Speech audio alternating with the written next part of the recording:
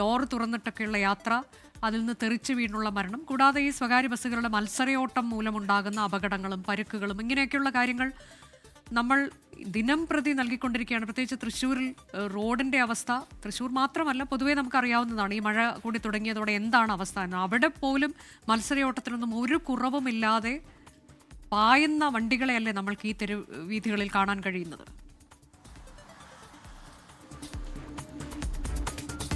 അനുജ, തീർച്ചയായും വലിയൊരു ദുരന്തത്തിലേക്കായിരിക്കും ഒരു പക്ഷേ തൃശ്ശൂരിൽ ഈ നിലയിലാണ് ബസ്സുകളുടെ മത്സരയോട്ടവും അമിതവേഗവും പോകുന്നതെങ്കിൽ സംഭവിക്കാൻ പോകുന്നത്. കാരണം ഇന്നലെ തന്നെ തൃശ്ശൂരിൽ ഒരു സ്വകാര്യ ബസ് ഒരു കാനയിലേക്ക് മറിഞ്ഞൊരു അപകടമുണ്ടായിരുന്നു. 5 പേർക്കാണ് ഈ അപകടത്തിൽ പരിക്കേറ്റത്.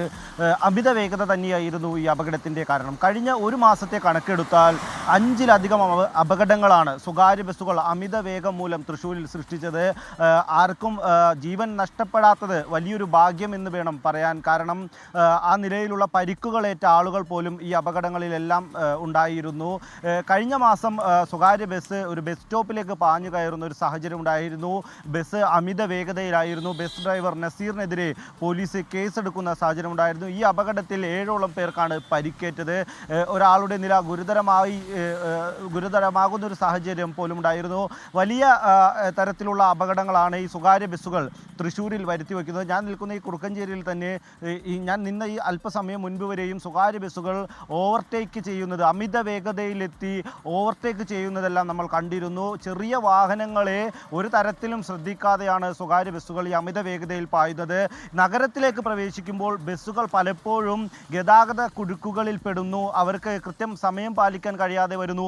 ഈ സമയം പാലിക്കുന്നതിന് വേണ്ടി ഈ ബസ്സുകൾ ചെറിയ വാഹനങ്ങളെ ബുദ്ധിമുട്ടിച്ചുകൊണ്ട് മറ്റു വാഹനങ്ങളെ ഓവർടേക്ക് ചെയ്ത് നഗരത്തിൽ വലിയ ഗതാഗത കുരുക്ക് ഈ ബസ്സുകൾ തന്നെ സൃഷ്ടിച്ചെടുക്കുന്നൊരു അവസ്ഥയുമുണ്ട്. ഒപ്പം തന്നെ ഈ അമിത വേഗത ഇത്തരത്തിൽ എടുക്കുന്ന ഈ അമിത വേഗത എന്തുകൊണ്ടാണ് സ്വകാര്യ ബസ്സുകൾ ഈ നിലയിൽ എടുക്കുന്നതെന്ന് ചോദിച്ചാൽ അവർ പറയുന്ന മറുപടി, നഗരത്തിലെ റോഡുകളെല്ലാം വളരെ മോശമാണ്. അപ്പോൾ മോശം റോഡുകളിലൂടെ പതിയെ പോകേണ്ട ഒരു സാഹചര്യം വരുന്നു.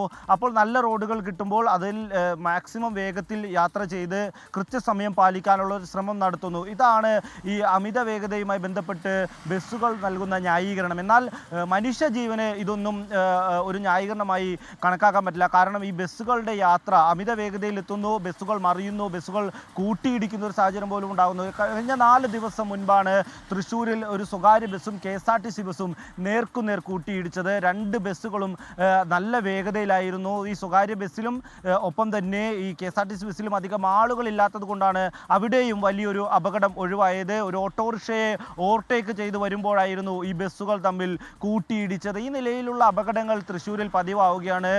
ഇതിൽ അധികൃതരും ഇതുമായി ബന്ധപ്പെട്ട് ബോധവാന്മാരാണ് എന്ന് വേണം പറയാൻ. കാരണം തുടർച്ചയായുള്ള ഈ ബസ്സുകളുടെ അമിത വേഗം മൂലം പരാതികൾ ലഭിച്ചതിനെ തുടർന്ന് ഇന്നലെയെല്ലാം നടപടികൾ എടുക്കുന്നത് നമ്മൾ കണ്ടു. 2 ബസ് ഡ്രൈവർമാരുടെ ലൈസൻസ് ഇന്നലെ ഇരിങ്ങാലക്കുട പോലീസ് സസ്പെൻഡ് ചെയ്തിട്ടുണ്ട്.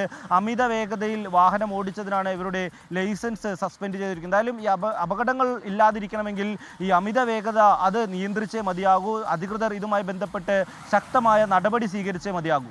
നടപടി എന്ന തരത്തിലേക്ക് കണ്ണിൽ പൊടിയിടാൻ എന്ന പോലെ ചില ദിവസങ്ങളിലൊക്കെ ലൈസൻസ് സസ്പെൻഡ് ചെയ്യലൊക്കെ നടക്കുന്നുണ്ട്. പക്ഷേ അമിത വേഗത്തിനും മത്സരയോട്ടത്തിനും ഒരു കുറവുമില്ല എന്നുള്ളതാണ് വിവിധ ഇടങ്ങളിൽ നിന്ന് നമുക്ക് മനസ്സിലാക്കാൻ കഴിയുന്നത്.